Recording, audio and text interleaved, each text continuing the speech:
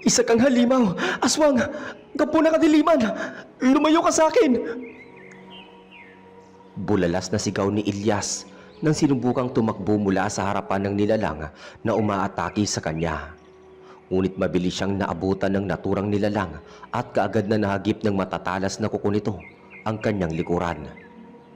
Bukod sa sugat na iyon ay meron din siyang sugat sa tiyan na dulot ng aswang na pinipilit niyang labanan. Napadilat ang kanyang mga mata sa sakit na kanyang nararamdaman. Tumutulo ang dugo sa kanyang bibig at unti-unti siyang nakadama ng panghihina.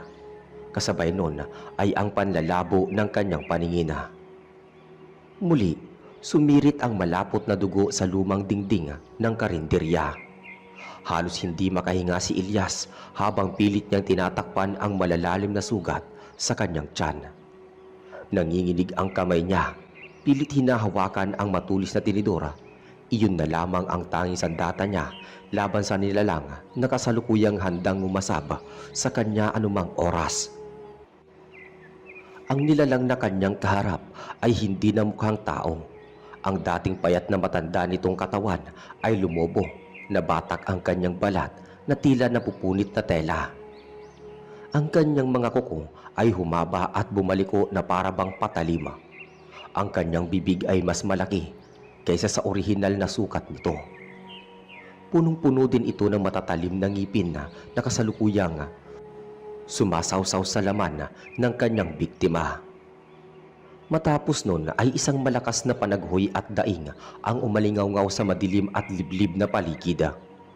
Tinig iyon ni Ilyas. Boses ng kawalan ng pag-asa, tinig ng talunan at tila pawala na ang buhay. Dulot ng aswang na hindi niya inaasahang maengkwentro ng mga oras na yon. Isang saglit lang ang lumipas ay duguan at walang buhay na nakatawan ng binata ang humandusay sa lapag. Kasabay ng pag-alulong ng mga asong ligaw at ang paghuni ng mga ibon na tila ligalig sa himpapawid. Naganap iyon sa isang liblib na baryo sa Mindoro. Isang maliit na karinderya ang nakaluklok doon at pagmamay-ari ng isang matanda na si Aling Waning. Bagamat nag-iisa na lamang sa buhay ay nagawa pa nitong makapagpatakbo ng isang maliit na negosyong kainan. Dahil ang angkin niyang galing sa pagluluto ay minana pa niya sa kanyang ina na maagang pumanaw noon dahil sa matinding kulam. Isa sa pinaka-espesyal na lutuin na madalas niyang ipagmalaki sa lahat ay ang adobo na may kakaibang amoy at lasa. Hindi matatanggihan ng sino mang makalanghap. Sadyang kaakit-akit ang putahe niyang iyon. Kaya naman araw-araw ay ito ang hinahanap-hanap sa kanya ng mga tao sa kanilang baryo. Si Mang Julio, isang batikan na antingero at doon na ipinanganak at tumanda sa kanilang baryo. Palagi itong nag-iisa sa kanyang kubo. Maaga siyang iniwan ng kanyang asawa nang mamatay iyon dahil sa pagkalunod nang minsang isang beses na isinama niya itong mangisda sa laot. Labis ang kanyang pagsisisi sa kanyang sarili nang walang magawa upang iligtas ito noon. Kaya naman, ipinasya niya na huwag na muli pang mag-asawa at sa halip ay makontento na lamang sa buhay bilang mag-isa. Sa di kalayuan ay naroon naman ang bahay ng kanyang kaibigan na si Nato. Isa iyong binata na nasa edad 25 taong gulang at nagtatrabaho bilang tagapag-alaga ng mga kalabaw ng amo nito sa bukid. Ang pamilya at kamag-anak nito ay nakatira sa kabilang nayon na 3 oras ang layo mula sa kinaroroonan niya. Malayo man ang agwat ng kanilang edad sa isa't isa, ay nahanap pa rin nila ang mabuting samahan at turingan sa bawat isa. Madalas ay magkasama sila at hindi rin naman lingid sa kaalaman ni Nato ang pagiging isang magaling na antingero ng kaibigang matanda. Kinabukasan sa lugar ng insidente ay naroon ang mga taong nakikiusisa sa karumal-dumal na naganap sa binatang si Ilyas. Nagtungo rin doon ang mga kapulisan upang magsagawa ng paunang imbestigasyon kasama ng kapitan ng baryo na si Kapitan Atonga. Ngunit kahit sino mapagtanungan nila ay wala ni isa mang makapagsabi sa tunay na pangyayari. Walang sino man ang lumutang na saksi dahil ang krimen ay naganap sa pagitan ng hating gabi at madaling araw ng 1:00 ng umaga. Naroon si Mang Julio at ang kaibigan na si Nato upang makibalita sa kaguluhan. Habang naroon sila ay tila may kakaibang amoy na nalanghap si Mang Julio. Animoy nabubulok na kung ano iyon na nagmumula sa laman ng mga hayop. At dahil abala si Nato sa pagtitig sa naturang bangkay ng biktima, ay hindi nito naaamoy o nalalanghap ang naaamoy ng matanda. Sa halip ay nagsalita ito tungkol sa napansin niya sa labi ng biktima. Grabe naman yung nangyari kay Elias, Mang Julio. Hindi ako makapaniwala na meron palang tao na kayang gumawa ng ganito na brutal na pagpatay. Ang tila nanlulumong saad ni Nato habang nakatitig sa patay na katawan ni Elias. Wasak ang buong katawan ng biktima at tuyot na tuyot iyon na tila piniga at kinunanan ng likido. Wala na rin ang mga mata nito, maging ang mga laman loob. Halos humiwalay na rin ang ulo nito sa katawan dahil sa malaking kagat o sugat na tila sinadyang hiwain. Kilala si Elias sa kanilang baryo dahil nagtatrabaho ito sa karinderya bilang serbidor at katuwang ni Aling Waning sa pagluluto at anumang gawain sa kanyang negosyo. Kaya naman, nang malaman ng mga tao ang nangyari sa binata, ay dinumog iyon ng simpatya at labis na nakadama ng kalungkutan ang mga taga roon. Nang hindi sumagot ang matanda, ay bahagya itong binalingan ni Nato at nakita niya na tila nagtatakip ito ng ilong gamit ang kanyang kamay. Muli ay sinita niya ito. Mang Julio, ayos ka lang ba? Kanina ka pa yata walang kibo dyan ah. Saka teka, bakit nakatakip yung ilong mo? Naligo naman ako ah. Pabirong turan ni Nato. Bahagya namang ngumiti ang matanda sa kanya bago nagsalita habang nakatakip pa rin ang kamay sa kanyang ilong. Wala ka bang naaamoy, Nato? Ang may malansa, parang nabubulok na patay na hayop. At yung sinabi mo naman tungkol sa paraan ng pagpatay kay Elias, hindi ako naniniwala na isang ordinaryo tao lamang ang gumawa niya sa kanya. Tugon ng matanda habang nagsasalita at nakatakip ang ilong. Ha? Teka, anong ibig mo sabihin?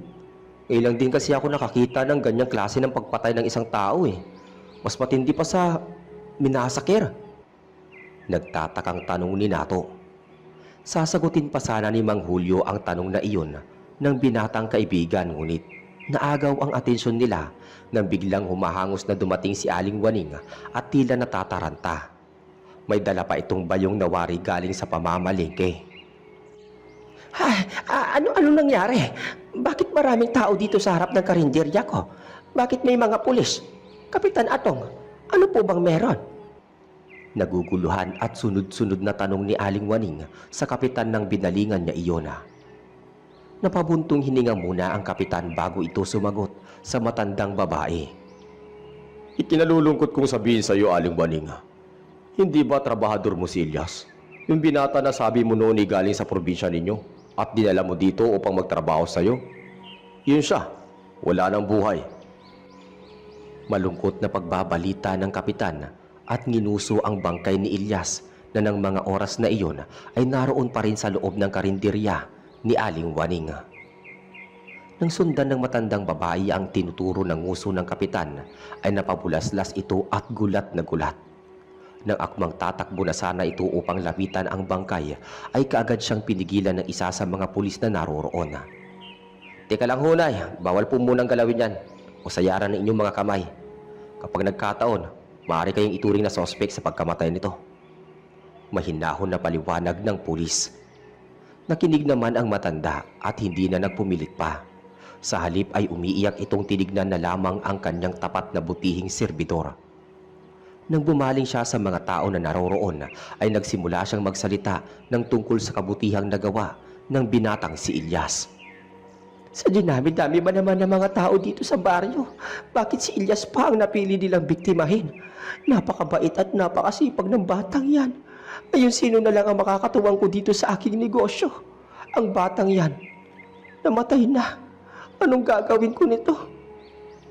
Humahagulgol na turas ng matandang babae. Uminahon po muna kayo, nanay. Kami na po ang bahala sa bangkay.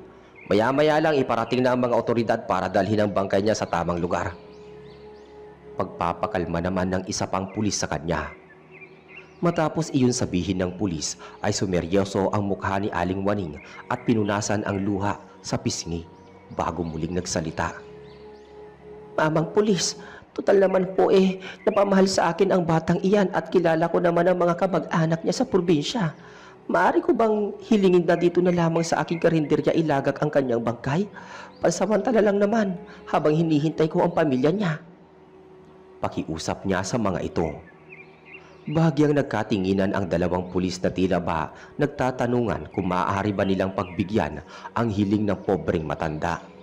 Ngunit maya-maya ay nagsalita ang isa sa kanila sa matigas na boses.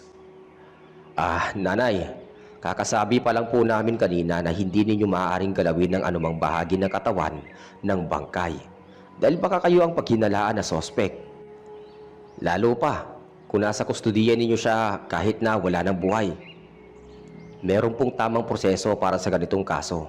At ipaubayan na po ninyo ito sa aming mga kapulisan. Mahabang paliwanag ng isa. Kaagad namang bumakas sa mukha ng matandang babae ang labis na kalungkutan at kawalan ng pag-asa. Ngunit wala na lamang siyang nagawa pa.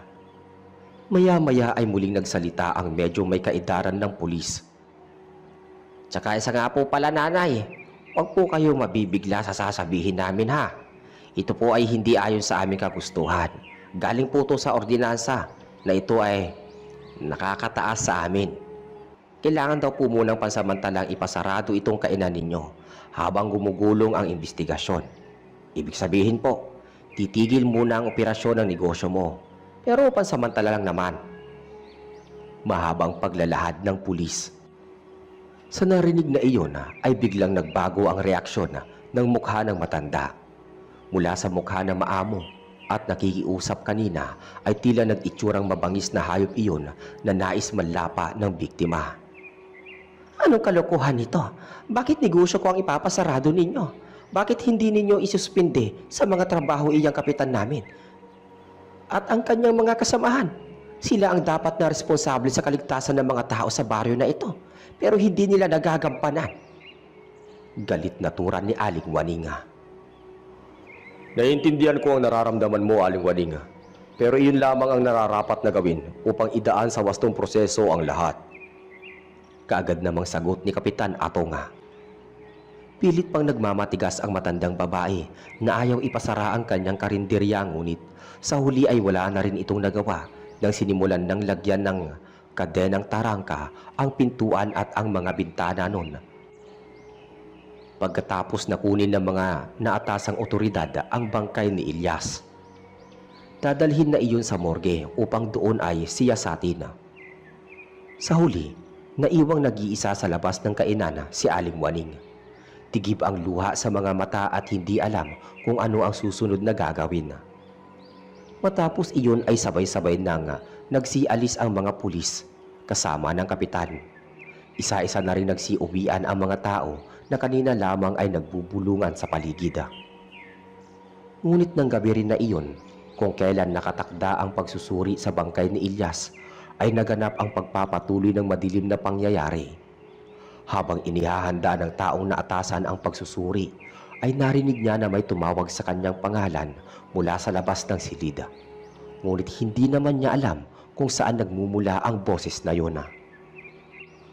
Kaya naman, ipinasya niyang iwan sandali ang bangkay at sa halip ay lumabas ng kwarto upang tignan kung sino ang tumatawag sa kanya. Ngunit kahit saan siya lumingon, ay wala naman siyang nakitang anumang bakas na pinanggalingan ng tao sa lugar. Sa inis ay napapakamot na lamang sa ulo na bumalik siya sa loob upang ipagpatuloy ang ginawang operasyon sa bangkay. Ngunit tila itinulos ang kanyang mga paa sa sahig nang makitang nilalantakan ng isang nilalang ang bangkay ni Ilyas. Kitang-kita niya kung paano pinagpira-piraso ng kakaibang nilalang na iyon ang mga buto ng bangkay nito hanggang sa wala na iyong itinira. Sa labis na takot ay napasigaw ang lalaking bantay, kaya naman naagaw niya ang atensyon ng nilalang na kumakain sa bangkay ni Ilyas.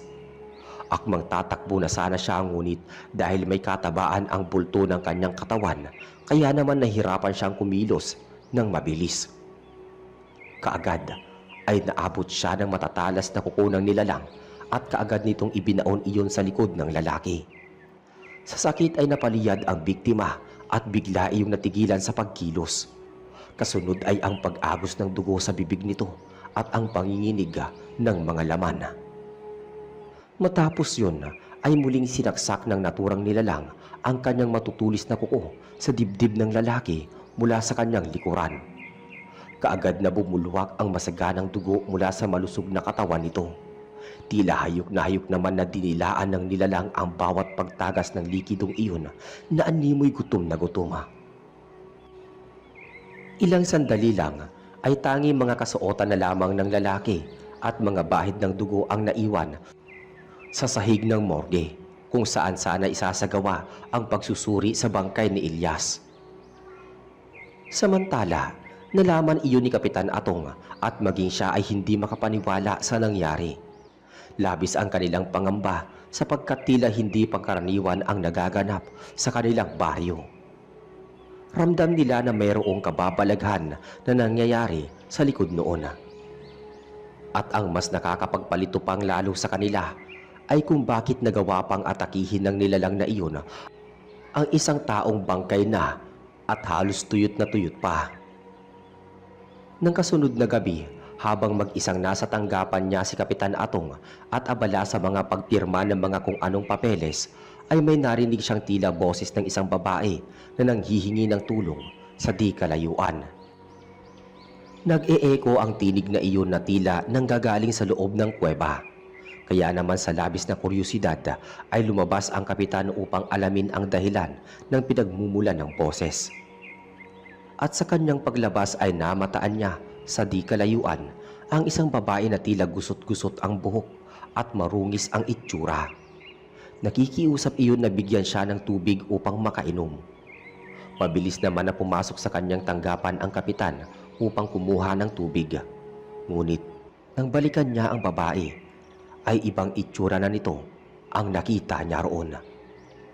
Biyak ang mukha nito na tila naaagnas at ang buhok ay tila naglalagas. Ang mga mata ay nakalubog at purong pula lamang na tila nag-aapoy. Matutulis ang mga kuko nito at may matatalim na mga ngipin. Isang saglit lang ay kaagad nitong inataki ang kapitan. Mabilis na sinakal ng nilalang na iyon ang leeg ni Kapitan Atong gamit ang matatalas niyang mga kuko. Biglang humiwalay ang ulo ng kapitan sa kanyang katawan at bumagsak iyon sa lupa. Tila sabik na dinampot iyon ng nilalang at kaagad na pinagsawaang ngasabin hanggang sa wala nang matira. Matapos niyang lasapin ang ulo ng kapitan ay ang buong katawan naman nito ang natipuhan niyang sunggaban. Inisa-isa niyang alisan iyon ng mga laman loob hanggang sa tila nabibilaukan na nilantakan upang kainin. Ilang saglit lang ang lumipas ay tanging alaala na lamang ng kapitan ang naiwan sa kanyang tanggapan ng gabing yun. Makalipas ang ilang mga araw at linggo ay hindi na lubusang nabigyan ng hustisya ang pagkamatay ni Ilyas, maging ng iba pang mga biktima kasama na rin ang kapitan ng kanilang baryo. Kaya naman nagsilbi na lamang iyong takot at pangamba para sa mga residente. Makalipas ang 5 buwan ay muling nagkaroon ng pagkakataon si Aling Waning na buksan ang kanyang karinderya. At dahil nga nagdulot ng matinding takot sa kanilang nayon ang sunod-sunod na naganap na misteryosong kamatayan, ay wala nang naging interesado pa na muling ungkatin ang kaso ni Ilyas at Kapitan Atong.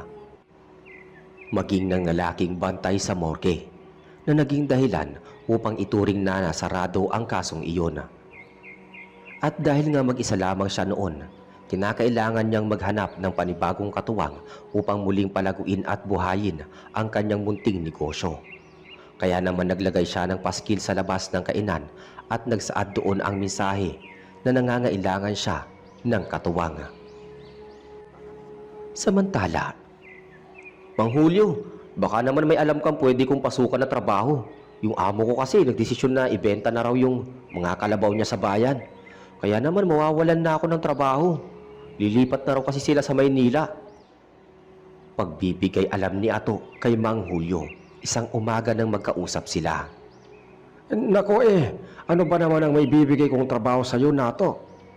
Alam mo namang matanda na ako at tanging pag-aanting-anting lang ang kabuhayan ko. Pero sandali lang, narinig ko na magbubukas na raw uli ng karinderya itong si Aling Waning. Sigurado ako na mangangailangan nyo ng katuwang. Bakit kaya hindi mo subukan doon na mag-apply sa kanya? Mahabang wika at mungkahi ni Mang Julio.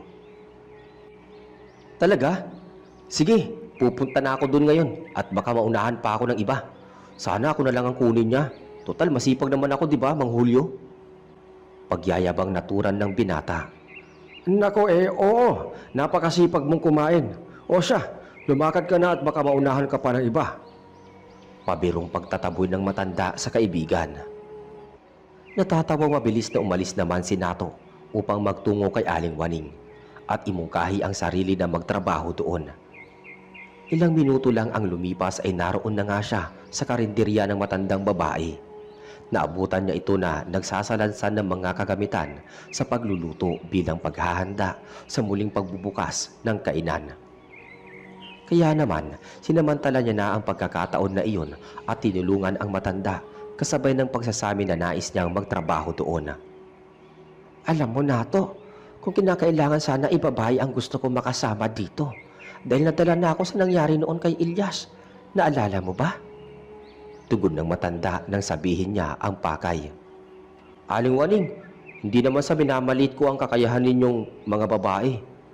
Ang sa akin lang, kung ako ang gagawin ninyong katuwang dito, magkakaroon pa kayo ng tagabuhat. At isa pa, mas mainam na may kasama kayong lalaki dito lalo pa at may edad na po kayo at palagi lang kayong mag-isa. Pagpipilit pa ni Nato. At dahil nga sa pangungulit at mabulaklak na salita ng binata, ay nakumbinsi niya ang matandang babae na siya na lamang ang gawing katuwang doon. Libre ang kanyang pagkain at 200 sweldo kada araw. Ngunit dahil walang maayos na tulugan doon, ay obligado siyang mag-uwian sa bahay niya sa gabi, pagkatapos ng oras ng trabaho. Pumayag naman si Nato sa kondisyon na iyon. Nang unang araw pa lamang niya sa pagtatrabaho doon ay may namataan siyang isang asong ligaw at kulay itim ang buong katawan nito. Madalas ay naroon iyon upang mag-abang ng mga tira-tirang pagkain. Ngunit sinasabihan siya ni Aling Waning na huwag iyong papapasukin sa loob ng karinderya dahil may hinala daw ito na baka aswang ang naturang aso. Kaya naman sa tuwing makikita iyong aso na iyon ay walang tigil ang pagtatahol nito at tila galit na galit ang mukha na nakatitig sa mukha ni Aling Waning. Tumitigil lamang iyon sa mabangis na pagtahol sa tuwing bibigyan ni Nato ng natitira niyang pagkain. At dahil nga sa awa ni Nato sa aso, madalas ay nagtitira na siya ng pagkain mula sa kanyang plato at ibinibigay iyon sa tuwing naroroon iyon sa tindahan. Dahil doon, naging magiliw at maamo sa kanya ang naturang aso at naging madalas na iyon at gaya ng dati. Lagi itong umaangil kay Aling Waning at galit na galit dito. Naging maayos naman ang trabaho niya sa karinderyang iyon ni Aling Waning. Nagkasundo sila ng amo na mauuna ito palaging umuwi at siya ang may iwan doon upang magligpit at magsarado ng tindahan. Ngunit sa tuwing uuwi si Nato sa gabi, ay palagi niyang napapansin na mayroong sumusunod sa kanya na isang malaking itim na ibon habang palipad-lipad lamang iyon sa itaas. Noong una ay natatakot siya dito. Nasanayan niya ng magdala ng asin at kalamansi. Ngunit nang mapatunayan niya na wala namang masamang ginagawang masama ang naturang ibon at hindi naman siya sinasaktan, ay nasanay na lamang siya na palagi yung nakasunod sa kanya. Nagpapasalamat pa nga siya dito dahil nagkaroon siya ng tagahatid hanggang sa makarating sa bahay. At kapag nasa bahay na siya ay kusa namang mawawala ang ibon na sumusunod sa kanya. Sa araw-araw na pagtatrabaho doon ni Nato ay madalas niyang makita ang isang silid sa likurang bahagi ng karinderya. Ngunit mahigpit na ibinilin sa kanya ni Aling Waning na wag niyang papasukin ang kwartong iyon at wag niyang sisilipin man lang. Kaya naman labis ang kanyang pagtataka kung ano ang meron sa naturang bodega na iyon. Nakasanayan na rin niya na pakainin ang asong ligaw mula sa natitira niyang pagkain tuwing gabi bago siya umuwi sa bahay. At dahil nga doon ay naging bantay na rin ng kanilang karinderya ang asong iyon. Ngunit ang pagbibigay niya ng pagkain dito ay hindi alam ng matanda, sapagkat minsan na siyang napagalitan nito nang makitang ipinapakain niya sa hayop ang tira niyang pagkain. Makalipas ang ilan pang mga araw, may mga tao na bigla na lamang nawawala at hindi na nakikita pang muli matapos makabili ng mga pagkain sa karinderya ni Aling Waning. Dahil doon ay naging matunog ang usapan sa kanilang baryo na may kakaiba sa pagkain na niluluto ng matanda. Ngunit madiin naman nitong pinabulaanan sapagkat wala namang naipapakitang ebidensya ang mga residente doon. Kalaunan, napansin ni Nato na palagi na lamang naroon ang kanyang amo sa silid kung saan ay ipinagbabawal nitong puntahan niya.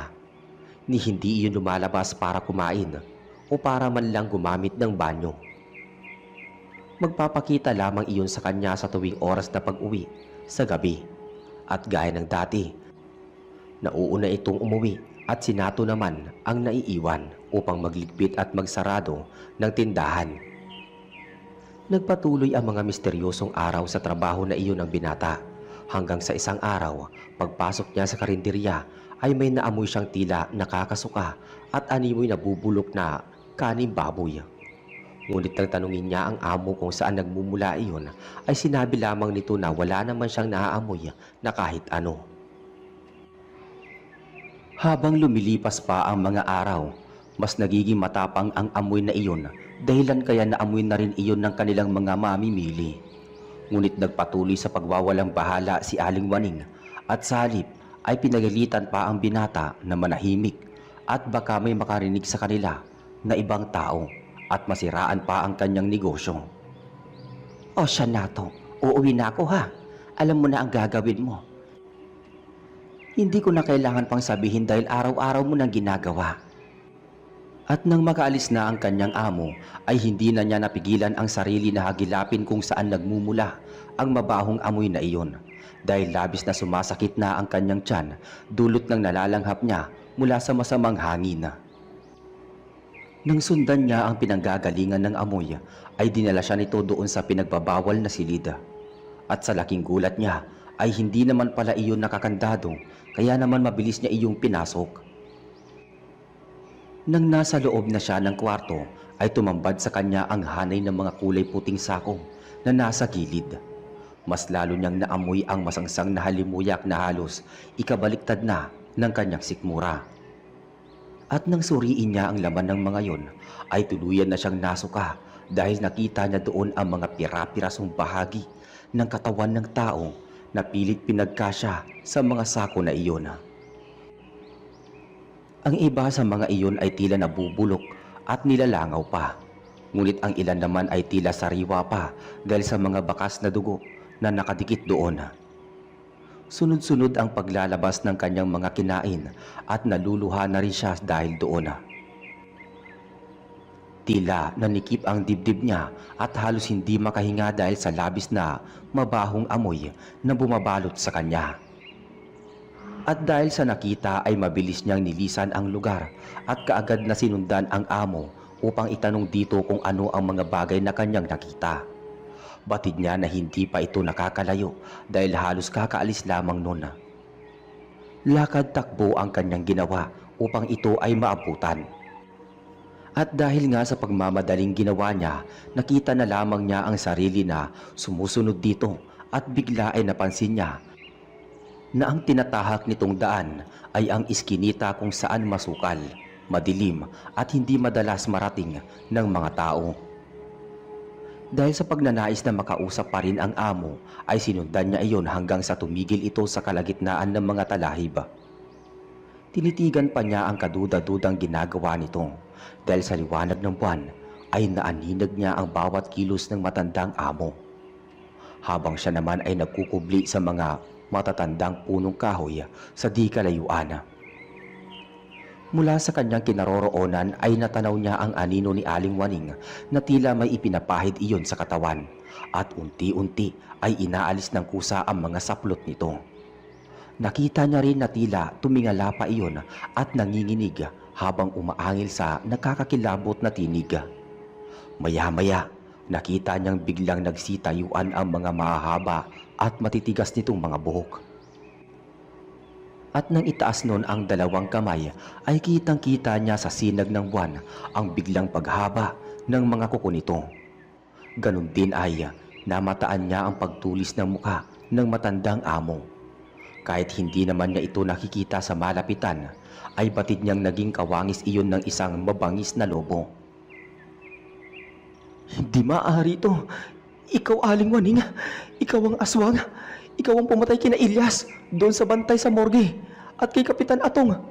Imposible. Pero paano nangyari?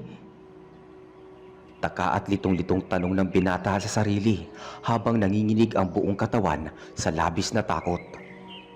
Kasabay nun ay ang pag-alulong ng mga aso sa paligid at ang pag-ihip ng kakaibang simoy ng hangin.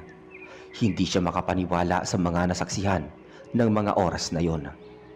Ngayon ay wala na siyang ibang dapat pang isipin. Kitang-kita na niya ang ebidensya na ang aswang at responsable sa mga biktima ay walang iba kundi ang kanyang amo na si Aling Waning. Ngayon naiintindihan na niya kaya pala galit na galit sa amo niya ang asong itim na palagi niyang pinapakain ay dahil iba pala ang nakikita nitong tunay na anyo ng matandang babae. Kaya pala ganoon na lamang ito kung makaangil sa amo dahil binibigyan pala siya nito ng babala upang umiwas dito. At dahil kaya pala nagsilbing tagabantay ang naturang aso ay dahil nais siyang protektahan nito. Kasunod nun ay nakita niyang bahagya pang nagpalinga-linga ang aswang sa paligid at tila may inaamoy iyon. At nang walang makita ay biglang nagpalit iyon ng anyo bilang isang pusang itim at mabilis na tumakbo papalayo kung saan.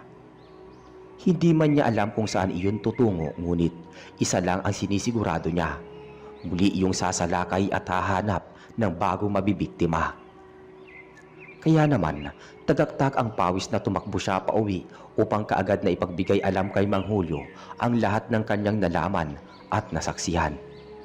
Halos hindi na sumayad sa lupa ang kanyang mga paa ng oras na yon dahil sa sobrang pagmamadali na makarating sa bahay ng matandang antingero.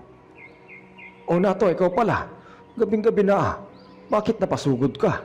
Saka teka, bakit parang pawis na pawis ka yata? Saan ka ba nanggaling? Nag-aalala at sunod-sunod na tanong ng matanda sa kanya. Mang Julio, pwede ba kumalma muna kayo? Ako itong natatakot sa akin nakita. Pero mukhang mas kayo pa yata ang takot na takot. Pwede bang papasukin niyo muna ako at painumin ng tubig? Ang hingal na tugon niya sa matanda. Kaagad naman siyang pinapasok ni Mang Julio at dinulutan ng isang basong tubig upang mahimasmasan. At nang makabawi ay kaagad na niyang sinabi ang pakay. Ngunit bago pa siya makapagsalita, ay natatarantang tinakbo niya ang pintuan ng bahay ng matanda at mabilis na isinarado iyon.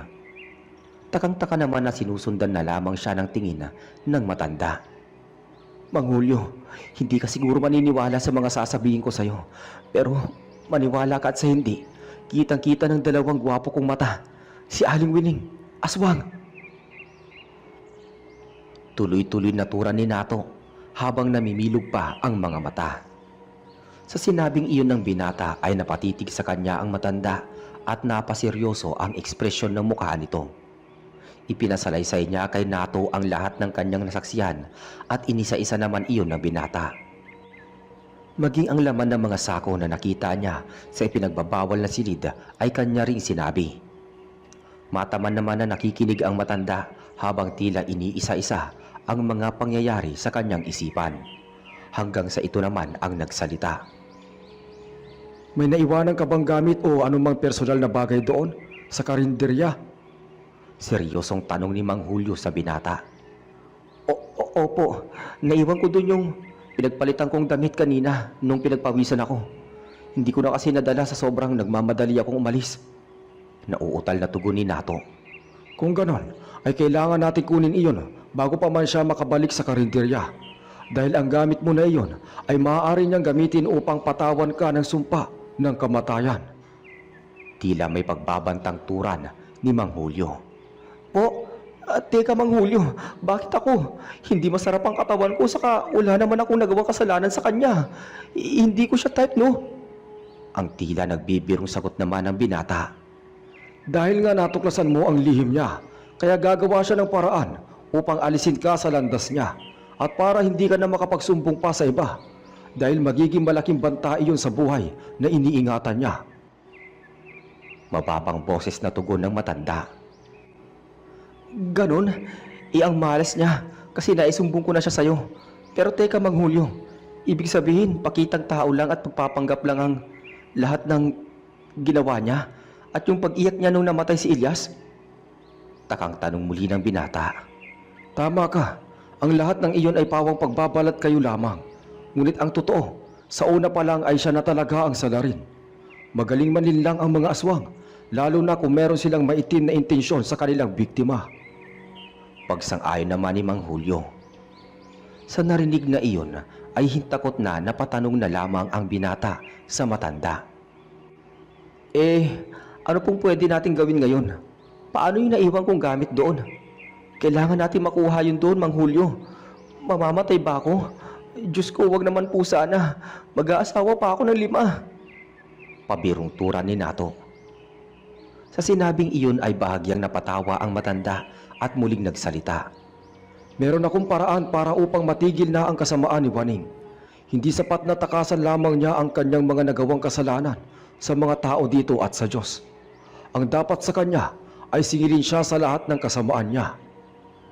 Pigil ang galit na tura ni Mang Julio. Nang matapos ang usapan nila na iyon, ay kaagad na inihanda ng matanda ang lahat ng kanyang gagamitin.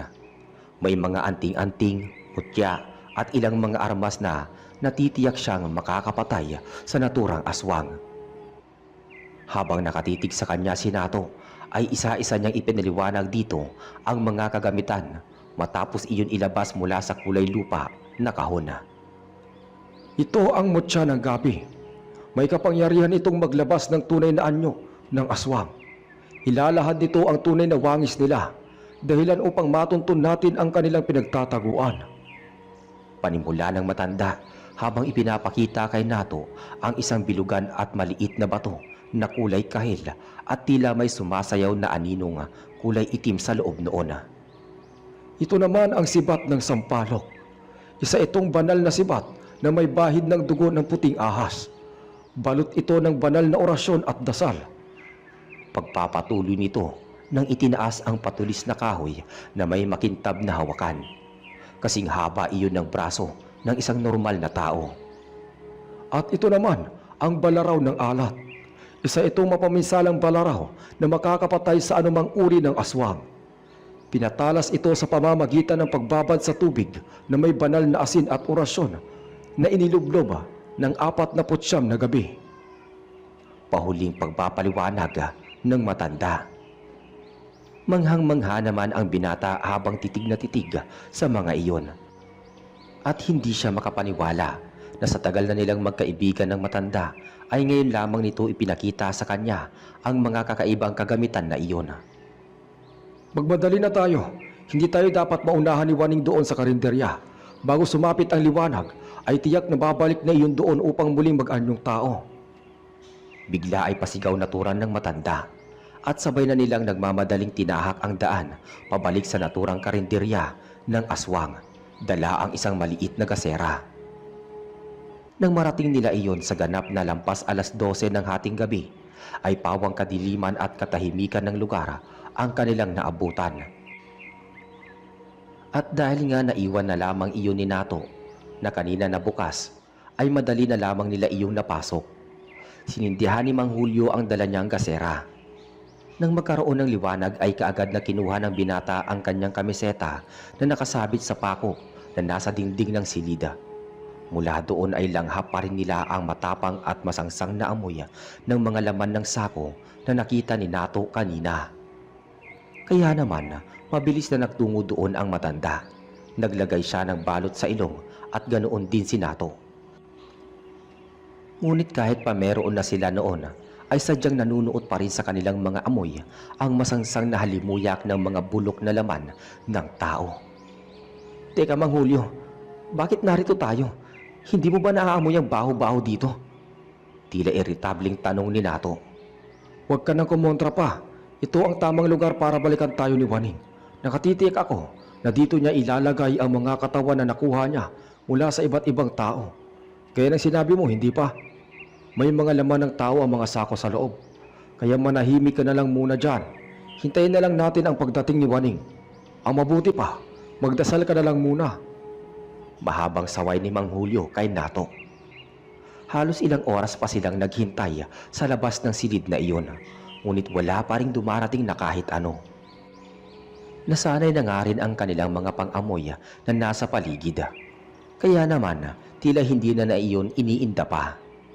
Maya-maya, narinig ng binata ang tahol ng isang aso. Batid niya na iyon na ang asong ligaw na palagi niyang pinapakain. Marahil ay naaamoy na siya nito at naramdaman ang kanyang presensya. Hindi iyon tumitigil sa pagkahol na tila alam na siya ay naroon. At sa pagkakataon na yon ay may naalala siyang itanong kay Mang Julio na nagbigay ng labis na kaba at pangamba sa kanya. O nga po pala Mang Julio, matanong ko lang, sabi kasi noon ng mga lolo ko at lola, kapag nakakain ka raw ng pagkain na ibinigay o niluto ng aswang, maaari ka na rin maging katulad nila. E paano kung totoo yun? Halos lahat ng kinain ko dito sa karinderya si Aling Waning ang nagluto. Magiging aswang na rin ba ako? Puno ng pangambang tanong niya sa matanda. Sa mga ritual ng aswang, magiging ganap lamang ang pagsasali ng kanilang pagiging aswang sa pamamagitan ng pagkain kung mauubos mo iyon at wala kang ititira. Bakit? Hindi ka ba nagtitira ng kahit kaunti sa tuwing kakain ka ng iniluto nila? Lalong-lalo na ng iyong amo. Paliwanag at tanong ng matanda. Sa narinig na iyon ay labis siyang nagpapasalamat na napadpad doon ang asong ligaw ng unang araw pa lamang naroon. Sa ganoong paraan kasi ay sinadya ng pagkakataon na palaging hindi niya ubusin ang pagkain at magtira ng para sa naturang aso. Naisip niya ang asong iyon talaga ang nagiging tagapagligtas niya sa maraming aspeto. Kaya naman mayroon siyang imumungkahi sa matandang kaibigan. Mang Julio, may gusto lang po sana akong hilingin sa inyo. Naririnig po ba ninyo yung asong tumatahol? Alaga ko po siya rito. Sa katunayan nga, siya ang nagiging tagapagligtas ko para hindi ako talaban ng sumpa mula sa pagkain na pinapakain sa akin ni Aling Waning. Mahabang pahayag niya. Mabilis namang sumang-ayon ang matanda at ayon dito ay mas makakabuti nga raw iyon dahil madali lang nilang malalaman ang pagdating ng aswang na si Waning. Sapagkat malalakas ang pakiramdam ng mga aso tungkol sa mga aswang. Kaya naman ilang minuto lang ang lumipas ay kasama na nila ang aso sa labas ng misteryosong silid na may mga laman na sako. Katakatakang hindi man lang iyon tumatahol o umaangil sa matandang si Mang Julio, bagamat minsan lamang itong nakita ng aso. Patuloy na lumipas ang oras. Hindi pa rin nakakabalik doon ang aswang na kanilang hinihintay. Magiliw na hinihimas-himas at nilalambing ni Nato ang asong itim. At ganap na malapit ng mag-aalas 3 ng madaling araw nang maramdaman nilang biglang tila naging aligaga at ligalig ang aso. Nagpalinga-linga iyon sa paligid at tila umuungol na may nais sabihin. Ang mga paanon sa bandang likuran ay naghahalukay sa lupa na tila naghahamon ng laban. Maya-maya lang ay may narinig silang isang malakas na kalabog mula sa labas ng karinderya. Agad na kumilos si Mang Julio at inilabas mula sa kanyang hawak na busluan ang mga anting-anting at armas. Maging alerto ka, Nato. Dumating na si Waning. Huwag na huwag mong aalisin ang aso dyan sa tabi mo, sapagkat siya ang magiging mata mo upang makita ang aswang. Seryosong tinig na paalala ni Mang Julio. Tanging sunod-sunod na tango lamang ang isinagot ng binata matapos ay niyakap ang asong ligaw at idinikit iyon sa kanyang katawan. Kaagad namang naglambing ang aso sa kanya at idinikit pa ang ulo nito sa kanyang dibdib. Maya-maya pa, dinig na dinig nila ang malakas at galit na pag-angil ng isang nilalang. Palakas iyon ng palakas, hudyat na unti-unti na iyong lumalapit. Ang hudyat at bawat yapag nito ay mabibigat. May bahid ng labis na galit at puno ng paghihimagsik. Mabilis na nagkubli sila sa isang tagong lugar habang tinatakpan ni Nato ang bibig ng alagang aso upang hindi iyon gumawa ng anumang ingay. Subalit tila, sadyang malakas ang pakiramdam ng mga aso kapag mayroong aswang sa paligid. Kaya naman, nagpupumiglas iyon at tila nais kumawala sa kandungan ng binata. Kaya naman hindi na iyon napigilan ni Nato at bigla ay kumawala na iyon sa kanyang mga bisig. Tamang-tama naman ang paglitaw ni Aling Waning sa likurang bahagi ng karinderya kung nasaan ang misteryosong silid. Kaagad niyang nakita ang galit na tumatahol na aso. Napatitig siya rito at nakapangisi bago nagsalita. Isa ka sa mga malalaking abala sa mga plano ko. Ang bagay sa'yo, mawala na rin. Galit na wika ni Aling Waning at mabilis na tinungo niya ang aso upang sagpangin. Ngunit laking gulat niya nang biglang humarang sa aso si Mang Julio. Hawak-hawak nito ang mutya ng gabi at nakatapat iyon sa mukha ni Waning. Kaagad ay napatras ang matandang babae at tinakpan ang kanyang mata na tila nasisilaw sa bagay na hawak ni Mang Julio. Huwag kang magtago sa tunay mong anyo, Waning. Ilabas mo kung sino ka at kung ano ka talaga. Pasigaw na turan ng matanda habang patuloy na itinatapat sa mukha ni Aling Waning ang naturang mutya.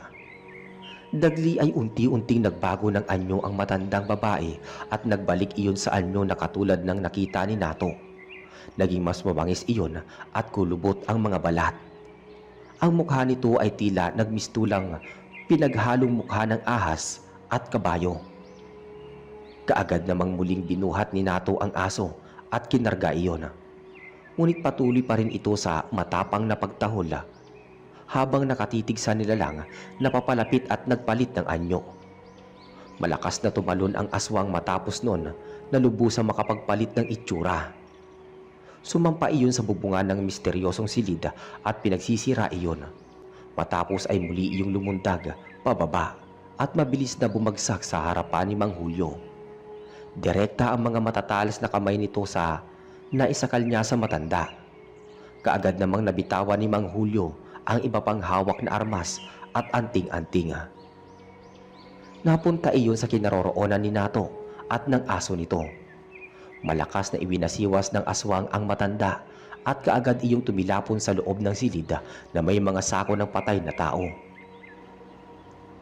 Humalo ang katawan niya sa mga patay na katawan na naroroon. Hindi naman alam ni Nato ang gagawin sapagkat wala siya ni anumang armas na dala maliban sa aso na matapang at naisunggaban ang naturang nilalanga. Ngunit dahil ayaw niyang mapahamak ang alaga ay hindi niya iyon hinayaang mapunta sa aswang. Nato, damputin mo ang sibat ng sampalok. Itarak mo yan sa kahit na anong bahagi ng katawan ng aswang. Magmadali ka! Hirap ang boses na sigaw ni Mang Julio. Mabilis namang dinampot ng binata ang mga armas na nasa kanyang harapan. At dahil alam na niya kung alin doon ang tinutukoy ng matanda, mabilis niyang sinugod ang aswang upang itarak iyon, ngunit bago pa man niya iyon magawa ay mabilis na rin siya nitong nahawakan sa leeg. Nabitawan niya ang hawak na aso. Ngunit kasing bangis ng galit ng leon na sumugod ang aso upang pagkakagatin ang ibabang bahagi ng katawan ng naturang aswang.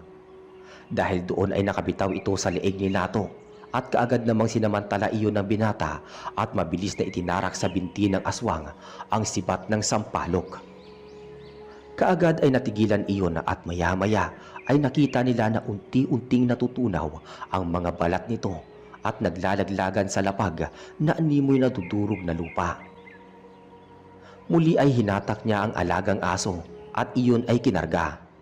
Mabilis silang lumayo sa kinaroroonan ng nangingisay na nangihinang nilalang. Hindi na iyon halos makakilos.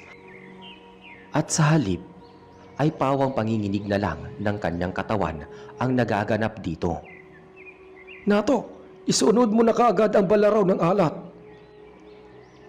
Itusok mo sa kanyang likuran at sa pagitan ng kanyang mga mata. Bilisan mo, habang nangihina pa siya. Utos muli ni Mang Julio sa nangihinang boses. Kaagad namang sinunod ng binata ang utos ng kaibigan. Ubod lakas niyang tinarak ang balaraw sa noo ng aswang at kasunod ay paulit-ulit niya iyong pinuntirya sa may likuran. At nang hindi pa nasiyahan, ay maraming beses rin niya itong sinaksak sa dibdib. Ilang saglit lang ay unti-unting tila natutunaw ang aswang at naglalaglagan ang bawat bahagi ng katawan nun ng tuluyan.